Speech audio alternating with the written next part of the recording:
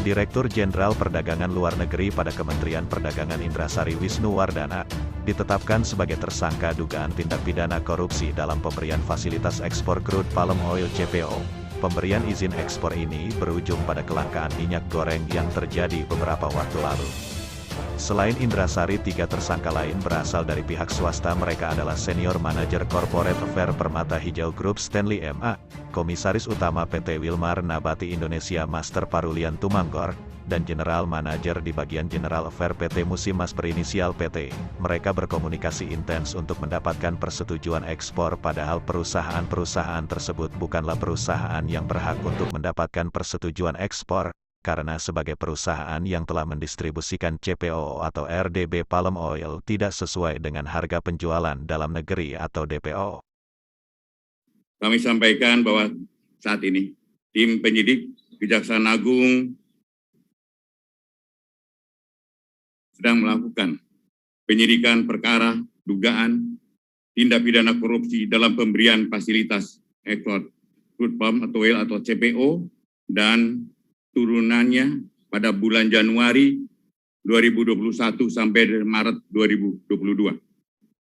Berdasarkan surat perintah Direktur Penyidikan Jaksa Agung Muda Tindak Pidana Khusus nomor PRIN 17-F2-FD2-04 2020 tertanggal 4 April 2022. Pengungkapan perkara tersebut diawali dengan adanya peristiwa kelangkaan dan kenaikan harga minyak goreng di pasaran pada akhir tahun 2021. Atas peristiwa tersebut, pemerintah melalui Kementerian Keuangan dan atas peristiwa tersebut, pemerintah melalui Kementerian Perdagangan telah mengambil suatu kebijakan menetapkan DMO serta DPO bagi perusahaan yang ingin melaksanakan ekspor CPO dalam produk turunannya, serta menetapkan harga eceran tertinggi minyak goreng sawit. Namun dalam pelaksanaannya, perusahaan eksportir tidak memenuhi DPO, namun tetap memberikan persetujuan ekspor. Atas perbuatan tersebut diindikasikan dapat menimbulkan kerugian keuangan negara atau perekonomian negara.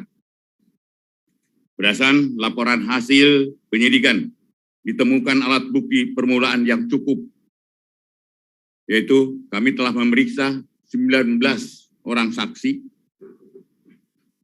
596 dokumen dan surat terkait lainnya, serta keterangan ahli. Dengan telah ditemukannya alat bukti yang cukup, yaitu minimal 2 alat bukti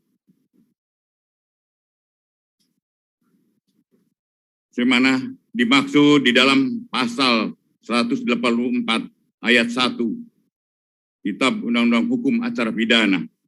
Maka pada hari ini, Selasa tanggal 19 April 2022, jaksa penyidik telah menetapkan tersangka dengan perbuatan melawan hukum. Yang dilakukan tersangka adalah 1.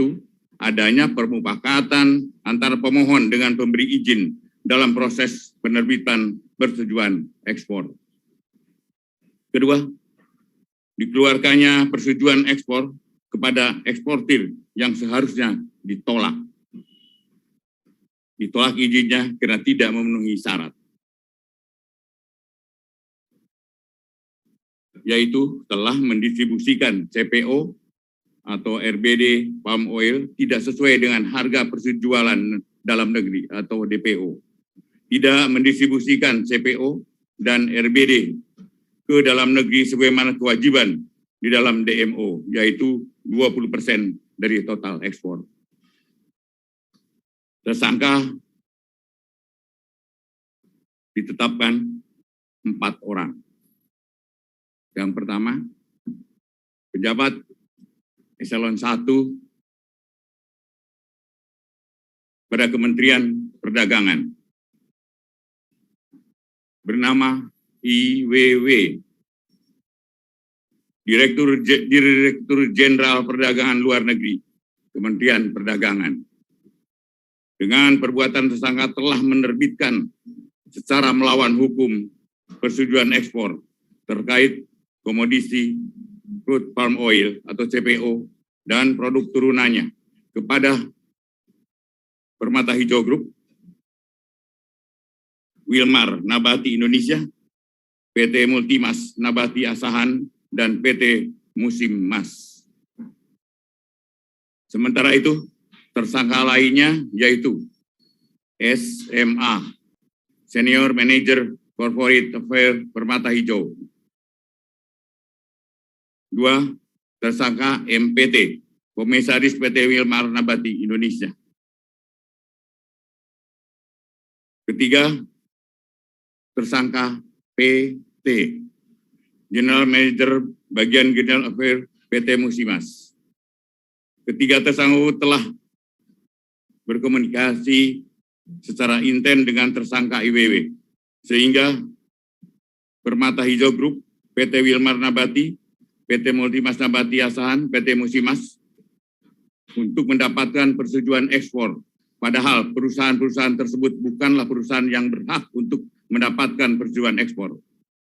Karena sebagai perusahaan yang telah mendistribusikan CPO atau RDB palm oil tidak sesuai dengan harga penjualan dalam negeri atau DPO. Juga sebagai perusahaan yang telah mendistribusikan CPO RDB palm oil ke dalam negeri yang bukan berasal dari perkebunan inti.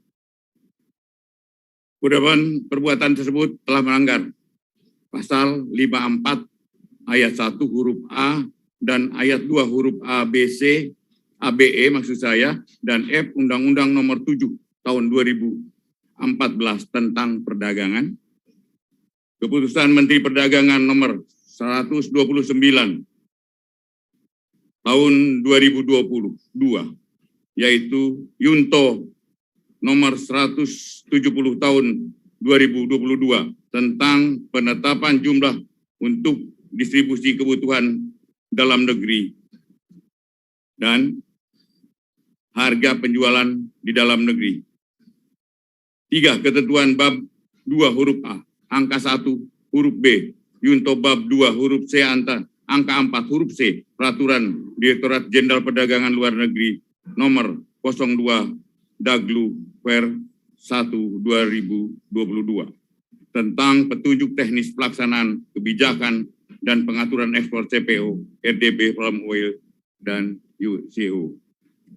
Para tersangka dilakukan penahanan, ditempatkan yang berbeda berdasarkan surat perintah penahanan Direktur Penyidikan. Yang pertama adalah IWW dan MPT.